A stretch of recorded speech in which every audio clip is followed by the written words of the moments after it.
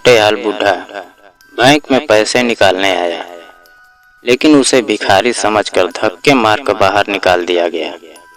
अगले दिन वही बूढ़ा करोड़ों की मर्सिडीज में लौट कर आया और पूरे बैंक का सच सामने आ गया। क्या था उस बूढ़े का असली चेहरा, देखिए इस कहानी में, जो आपकी सोच को हिला देगी।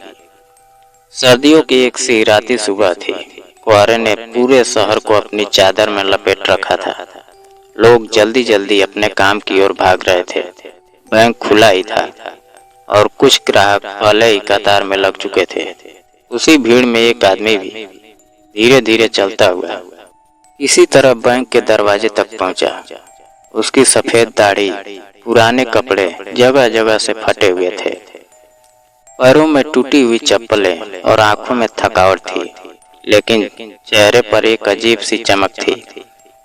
बैंक के गार्ड ने उसे देखते ही हाथ से इशारा किया, अबे अबे कहाँ चला जा रहा है? भिखारी लोग बैंक नहीं आते, चल निकल यहाँ से। वो आदमी कुछ कहने ही वाला था, ये अंदर से मैनेजर चिल्लाता हुआ आया, क्या हो रहा है बाहर? किसे अंदर आने दिया तुमने? गार्ड बोला, साहब कोई फटेहाल बूढ़ा अंदर घुस आया, कह रहा है कि पैसे निकालने हैं। मैनेजर ने उस आदमी की ओर देखा और घृणा से बोला, अब भिखारी भी बैंक में पैसे निकालने आएंगे? चल भाग यहाँ से वरना पुलिस बुला लूंगा। बूढ़ा आदमी कुछ नहीं बोला, बस एक कागज का टुकड़ा जेब से निकाला और मैनेजर की तरफ बढ़ाया। साहब यह मेरी पासबुक है। मैनेजर ने झपट कर पासबुक ली और बिना देखे उसे वापस फेंक दिया। दोस्तों, अगर ये कहानी आपके दिल को छूती है तो चैनल को सब्सक्राइब कर लीजिए और वीडियो को लाइक जरूर करें।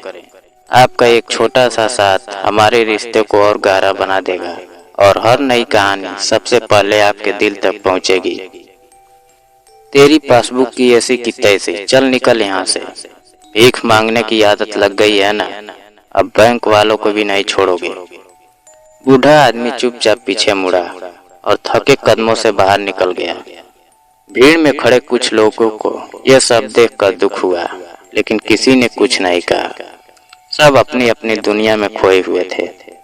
अगले दिन वही बैंक खुला, गार्ड अपनी जगह खड़ा था, मैनेजर फिर से अपनी सीट पर व्यस्त था।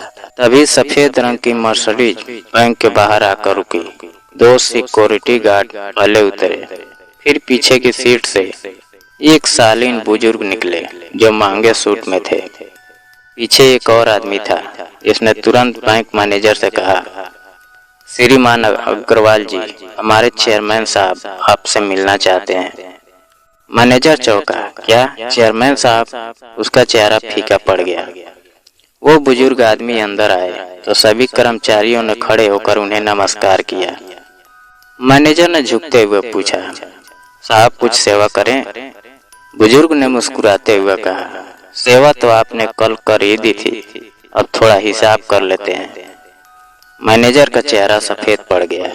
मैं समझा नहीं साहब, उसने कांपते हुए कहा। बुजुर्ग ने जेब से वही पुरानी पासबुक निकाली और सामने रख दी। यही पासबुक आपने कल फाड़ कर फेंक दी थी। इसमें 5 करोड़ रुपए जमा है और मैं इसी बैंक का सबसे पुराना खाता धारक हूँ। लेकिन कल आपने मुझे सिर्फ मेरे कपड़ों से पहचानने की कोशिश की, मेरे मूल्यों से नहीं। पूरा स्टाफ सन रह गया। मैं राम किशन मेहता हूँ। इस बैंक की स्थापना में मैंने पहला निवेश किया था।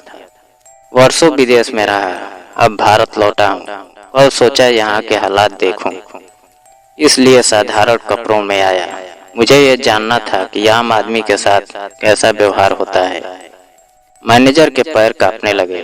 उसने झुककर माफी मांगनी चाहिए, लेकिन चेयरमैन ने हाथ उठाकर रोक दिया। माफी से पहले परिवर्तन जरूरी है। किसी के कपड़े चाल ढाल से उसका सम्मान तय नहीं होता।